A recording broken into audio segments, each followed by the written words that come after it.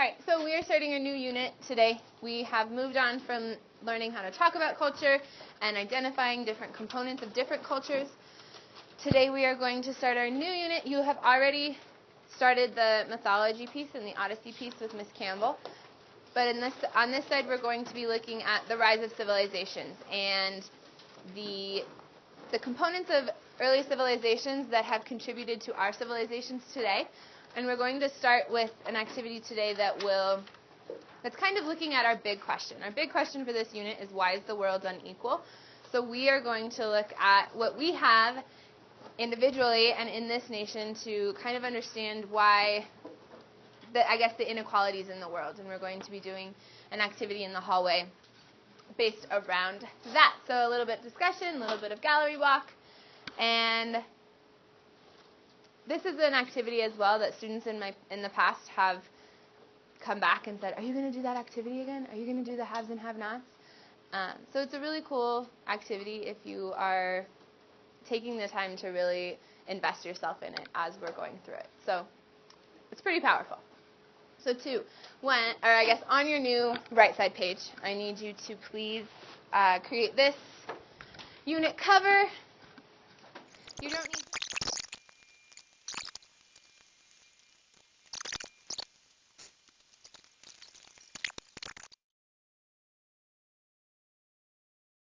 All right, on your next page, please title this page Haves and Have-Nots, right up here.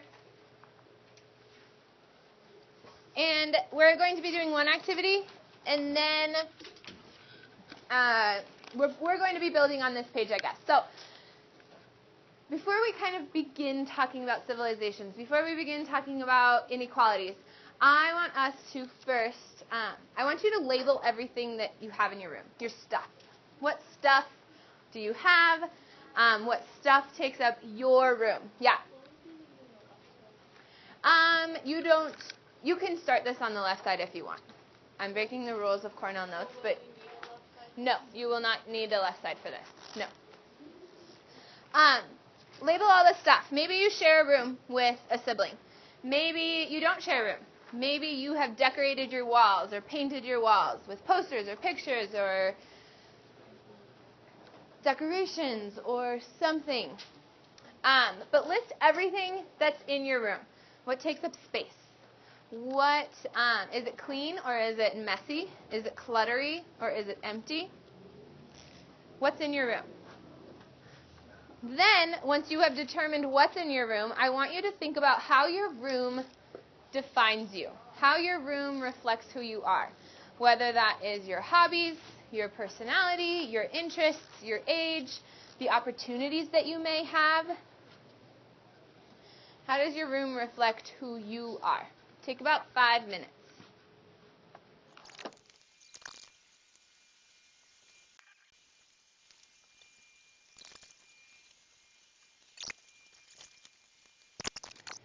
Finish up your thoughts, and I'd like you to make eye contact with someone from the complete opposite side of the room as you. If you're in the middle, then make sure you make eye contact with someone that's not in the middle. And get up, meet them, and share how your room represents you. And be ready to share out. Thank you. How does your room define who you are? Everybody up on your feet. I don't want you to be sitting down. Aiden and Megan, get up.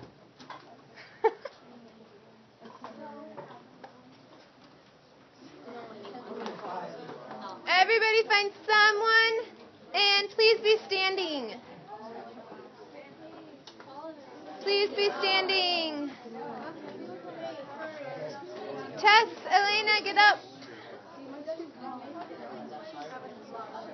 Jonna, get up.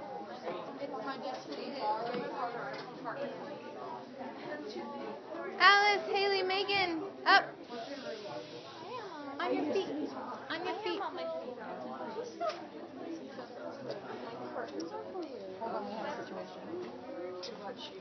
Did you say your curtains? Yeah. Your curtains are flowery?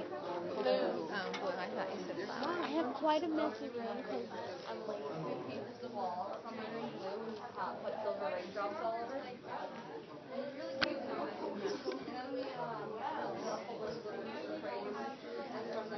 Anna and Karina.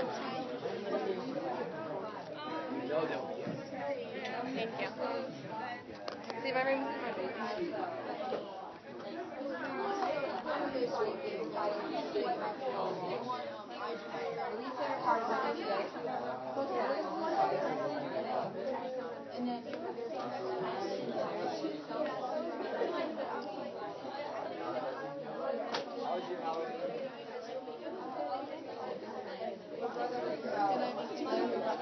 All right, 30 more seconds.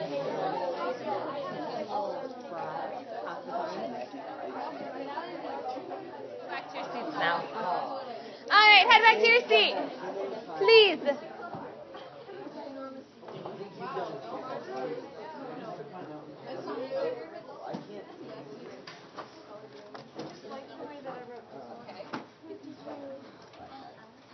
Would anyone like to share what they learned about their partner? How their room reflects them? Angeline. I learned that Emma is a very messy person because she's lazy. She's a messy person because, so clutter. So it's like the clutter where you know where everything is, but not totally. No. Who talked to someone whose room really reflects who they are? Yeah. I feel like both of I talked to two people. I feel like Angeline, like, her room, like, kind of showed how she, like, is really kind of musically oriented, but at the same time she always, like, kind of has, like, a detail-oriented thing. And Emma, she has, I've been in her room, and she has, like, a really interesting way of expressing who she is, but because it's always kind of changed, like, when she, like, each year she's gotten, like, it used to be covered with, like, Taylor Swift posters, and now there's, like a flag up, and it's, like, kind of grown up. Cool. So it changes as you change. Nice. Anybody else? Yeah, Tess.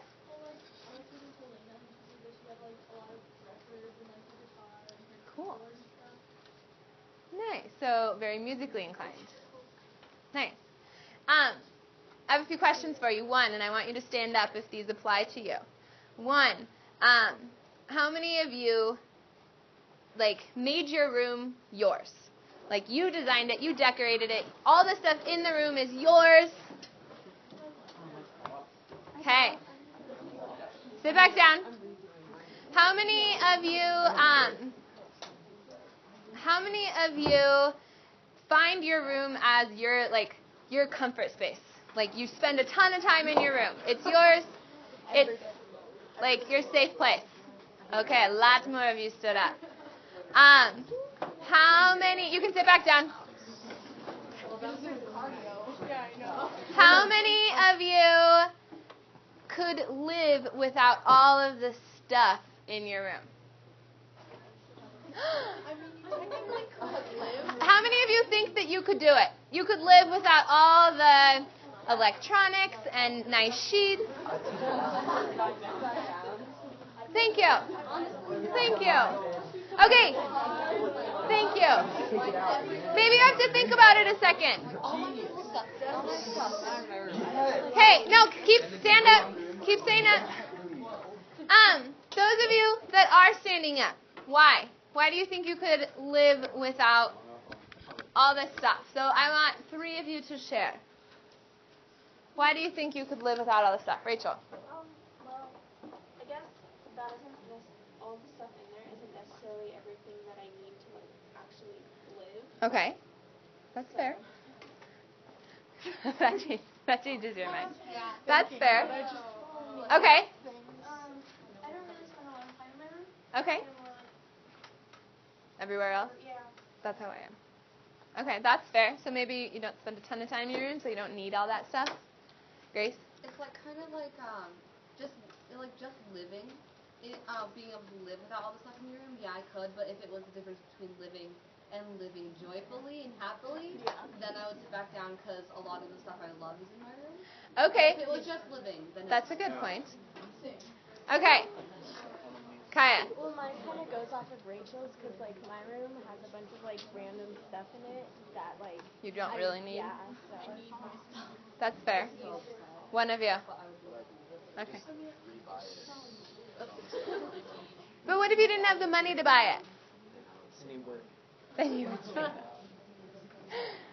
Debbie? I feel like if everything burned in a fire, I'd be like really sad, but I mean, I'd get to start over and like my next room wouldn't be as cluttered, so.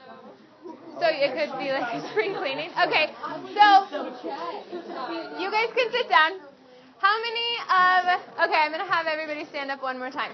How many of the things in your room are just like conveniences or like cool things to have? The majority of stuff in your room is just convenient and a cool thing. What if it's like half and half? Or half and half. Or maybe it's your hobby and that's what like is super important to you. So that's not a convenient thing. Okay. We got a lot of people standing up. All right, you can sit back down. So, as a society, do we have a lot of stuff? Like just in general? Yeah. Do we have, I guess, no matter where we are on the spectrum in the socioeconomic classes within the United States, from poor to rich, do we have luxuries that a lot of other people in the world don't have? Yes. Yeah, what are those? Yeah, Alice. A comfortable bed. A bed to sleep in. I can share a story about that. What? I was in Vietnam for like 4 months in February. Uh-huh. The bed in Vietnam was like so hard. It was very hard. It was like sleeping on a rock? Yeah. Oh. And like underneath was like bamboo. So imagine Interesting. how my back was. Yeah. Well, and that like rolling over? No way. Okay, so that's a huge luxury that we have, a soft bed. Debbie. Like running water and heat and air conditioning. Running water, heat, air conditioning. Aiden, what were you going to say?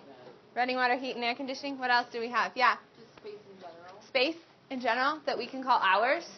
Or maybe you share it with someone, but it's still kind of yours in some way.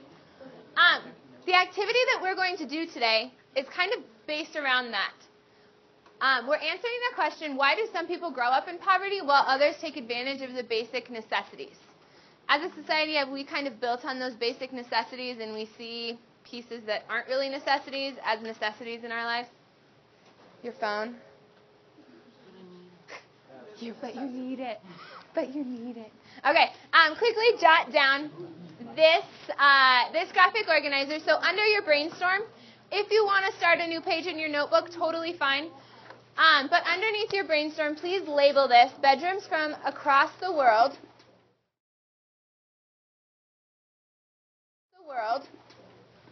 And you'll need 4 columns. The first column is going to be the name of the child, and you can number this 1 through 16, but skip a couple lines in between each number. You're going to jot down the name of the region, the details, and your reaction or reflection to what you see. Yeah. Is it in a...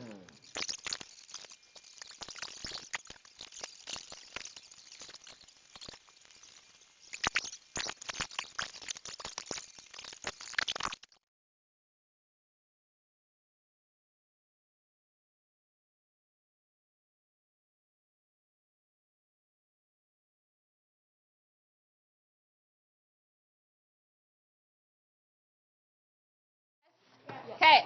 All right. So how this is going to work. 1. Dylan, is your iPad dead? No. Okay. So how this is going to work. Can you get that off of Justice?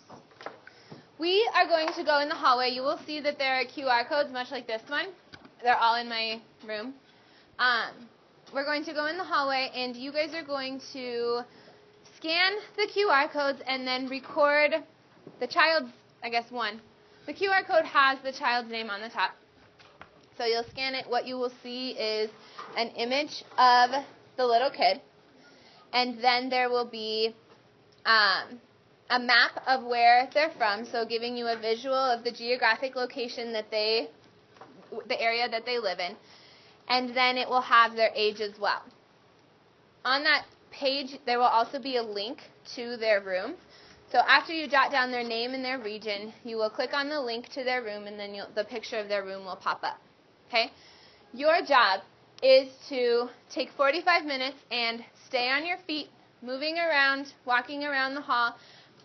We learned, super cool thing, your iPads stick to the lockers. So you can scan on one side of the hallway and then go to the lockers, and you can stand and take notes. Okay? So, I would like you to be on your feet. I don't want you to be in a sedentary state where you're just kind of monotonously going through these and jotting them down. I want you to be moving. I want your blood to be flowing as you're doing this so that you're really looking at and understanding and kind of taking in what you're seeing. This is a powerful activity, and I want you to take this activity with you, and I hope that it kind of widens your perspective of the world a little bit. Or if you knew that the world was unequal, I mean, we know that in general, but seeing specifics, and I think when you put children into the mix, it's a little bit more powerful. So, as you walk around and scan the QR codes, you can go to the lockers, you have your notebook in your hand, jot down the name, the location, the details of the room, and then your reaction. And while you're doing this, I don't want any talking. I want you to just be silent and do this completely individually. If you have headphones, listen to music. They're just pictures that you're looking at, so please listen to music. Get in your zone as you're doing this. Okay? But no talking at all. And we're also in the hallway, so we need to be respectful of the other classes that are going on. And in the long run, I want you to think about, why is our world so unequal? Why do some of these children have so much more than others? But it's a CNN article, and he did a project based around poverty around the world. And he found these children, he went to these places, he found these children, and his goal was really to kind of project poverty around the world and how where children go up really influence the opportunities that they have in life. So there's multiple different layers to this. So I want you to kind of think about all those points and ideas as you're looking at the images. And he said that a child's bedroom often expresses their identity. You guys said that your bedrooms show who you are and what you like to do. And it's also a place of comfort or your safe place. But for a lot of children, they don't have that safe place. Their bedrooms are no more than a mat or a one-room house that they share with their family, or maybe sometimes not even a shelter over their head, with old sheets and chairs and trash, and it's much different than how we live. So I want you to kind of take in all of those components as you are viewing these pieces. Okay? We're going to do one together, and then you may go outside to the hallway. Okay? So this is Alex.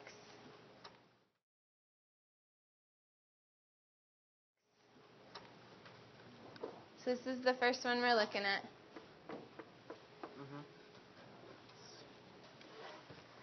This is Alex from Brazil, from Rio, where the Olympics were held.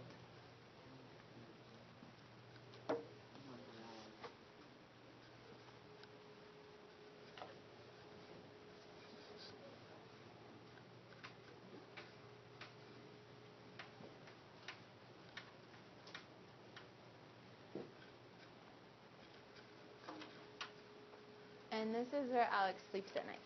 This is his bed.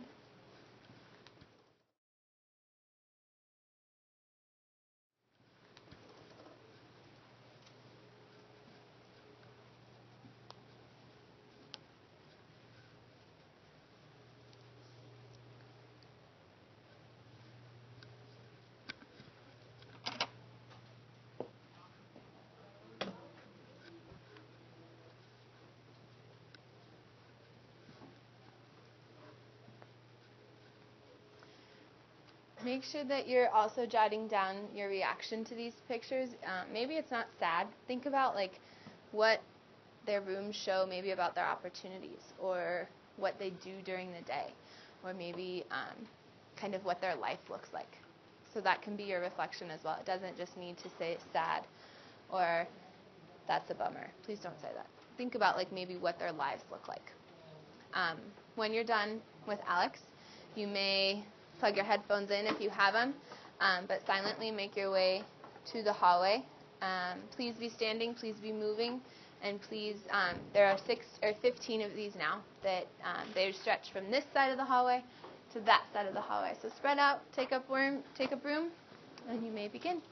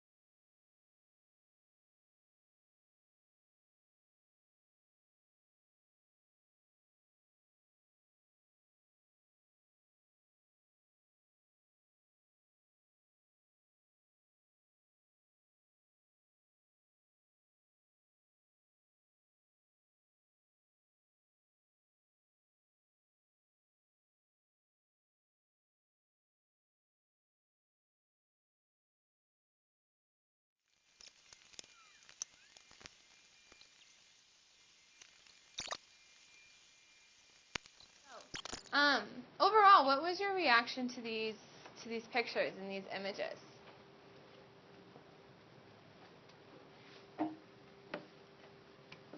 Yeah. Well, I thought that there were some of them that were really awful, bad, terrible situations, and then there's some of them I was like, well, it doesn't look too terrible. So. Yeah, some of them had like roof over their head, a bed, like a nightstand, stuff on the walls. But there was definitely extremes, for sure. What else? What were other reactions? Yeah, Ben. One kid from Italy, and I thought this last side of it, it's like maybe this room's gonna be like a lot nicer than some of the others, and then it was just like a mattress in the middle of the field. Yeah, and I had a student last class. You can look up, if you Google children's bedrooms from around the world, you can find this site or this article with all of the pictures, and I had a student do that last class, and he said that little boy, he lives with his family, and his entire family sleeps on that mattress, his whole family. And how many of you had the same idea that Finn had? Thinking he was from Rome. He was going to have at least a roof over his head, right? Why did you think that? Yeah. Yeah, they really think of Rome like sort of ancient Rome with all the pretty buildings and stuff. So when you think about it, you don't really factor in that sort of like a second world country. Yeah. Or that has maybe that extreme amount of poverty. Yeah, for sure. I mean, just like we see Rome on movies, and what we think of it definitely isn't what we saw in that picture. Mosiah. Yeah. What were they? Well, like, there was another one along with the guy who was outside on the picture. There was another person who, like, he kind of showed it as, like, an outside room, like an old, the one that we first saw was the closet. Mm-hmm. Just like an old couch. Old couches, or even like maybe not even a bed to even sleep on. Yeah. What else, Debbie? There's this one boy in the West Bank, and he literally, like, it was nothing. Like, it was just a small, like, roof, and then there was, like, all fenced in, and just a desert. Like, there's nothing else. It was almost like a cage. Yeah, it looks like kind of a dog pen, almost. Yeah. And with the West Bank, there was a couple in the West Bank, and they all had very different settings that they lived in, and a lot of that has to do with their religion. The West Bank, the boy, his name was Tzvika, I think that's how you pronounce it. He had a very nice face. He was Jewish, and the West Bank, I guess in just Israel in general, West Bank is a large population of Israelis and Palestinians. But in that area, the Palestinians don't have as great of a quality of life as the Jews do in that area. And the girl and the little boy were both Palestinian. How did these reflect like some of their opportunities in life? Yeah, Justice. You can tell that they didn't really start with much because, like, I don't think if they started with wealth that they could end up in some of the places that they are. Yeah. If they maybe started wealthy, they probably wouldn't have fallen that far. Yeah.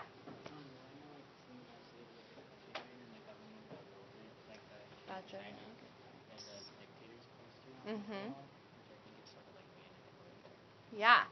The government systems or just the country that one lives in that's a huge component into someone's life and their opportunities for sure.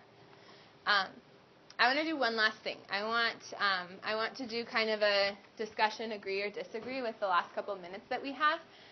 So disregard the agree disagree corners that I have, and we're just going to divide the room in half. Okay? So I want you to move to the side of the room that it agrees with your opinion. Okay? And I want you guys to have a discussion. I don't want you to tell me what you think. I want you to discuss amongst each other. And it's just going to be quick, but I want to see kind of where you fall based off of this activity. So this is the agree side. This is the disagree side. Okay? The first statement I have, living in poverty is a choice. It's a choice that an individual or that a family makes. So get up, agree or disagree. And I'd like you to be up. Move to that side of the room, or maybe in the middle. Wait, Agree, disagree. Brought on by your life decisions, like it's a collection of your decisions. A collection of decisions. It's a choice based off of your life decisions. Okay. Chat with the people around you. Voice or share your opinion.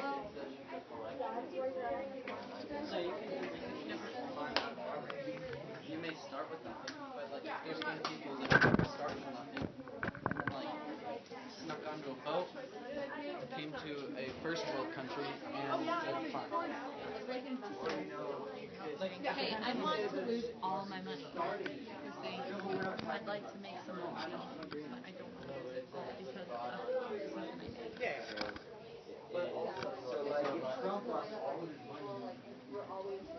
Hey, up, off. Can sometimes be honest, Get up.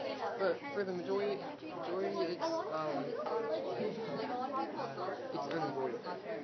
unavoidable. Okay, next question. Our next statement. Still agree, disagree. The opportunities that one has in life is largely based off of one's geographic location on the globe. Agree or disagree? Largely based. Obviously, there's outliers. Agree, disagree. That's how it's always been. Agree, disagree. The opportunities that one has in life is largely based off of geographic location. Agree, disagree. Yes. Let's say, can someone does this mean that you can move to a first world country? In theory, a kid could start out in third world, make it to a first world country. Yes, So possibly. But where you, I guess, live most of your life. So if you stayed in one place, based on that. I want 2 thoughts. So you don't have to talk to me. You can talk to each other. What do you think?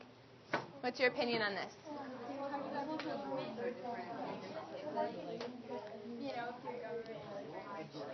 Area doesn't have that many opportunities.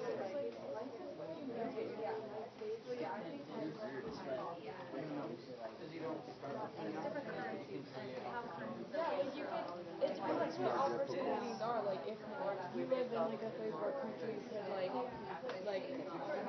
be helping people. But even if it is, What was your thought? Well, we said it kind of depends because, depending on where you live, the social norm and the opportunities that are there differ. Like here in America, there's so many opportunities to go do whatever. Mm-hmm. But in other places, There might not be. there's not as many opportunities. True. All right. Last piece.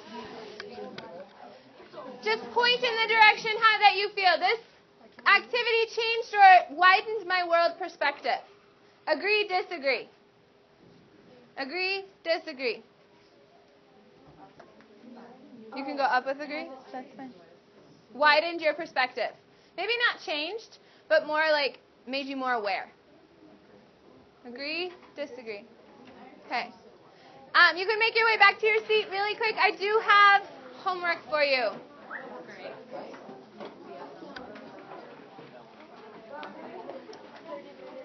So, the purpose of this one was to get you thinking about the world, get you thinking about different parts of the world. So, moving on from this, the bell is going to ring in 1 second, but moving on from this, we're going to look at the different civilizations and look at how geography really does influence our worlds and our opportunities. So this is your homework. This is the Nearpod assignment. Please complete this before class tomorrow. If you do not, you will not be prepared for class. When do I see you next? Oh, Thursday or Thursday. tomorrow? Thursday. Sorry, Thursday.